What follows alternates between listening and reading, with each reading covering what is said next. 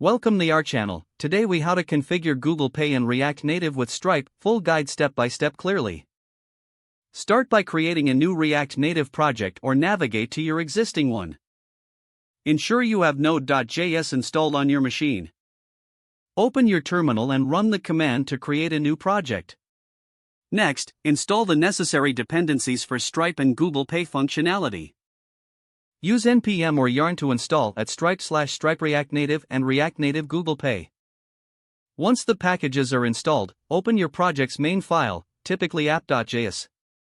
Import the required components and hooks from at Stripe React Native. Set up the Stripe provider by wrapping your app with Stripe provider. Retrieve your Stripe publishable key from the Stripe dashboard. Now, configure Google Pay in your application. Create a function to initialize Google Pay.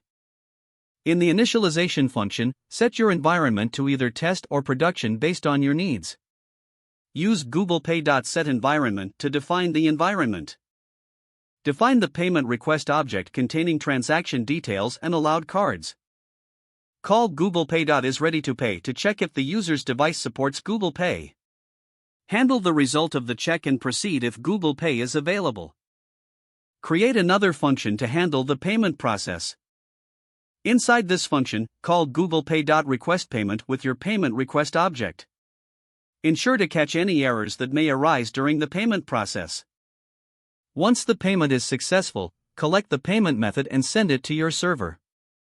On your server side, configure your Stripe endpoint to accept payment methods.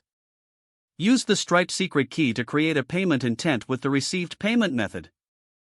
Return the necessary confirmation details back to the client. Integrate error handling throughout your application for a smoother user experience. Test the entire flow thoroughly on both Android and iOS devices.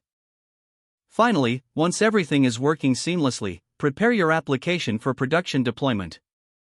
If the page does not load, refresh the browser or try again in a private or incognito window.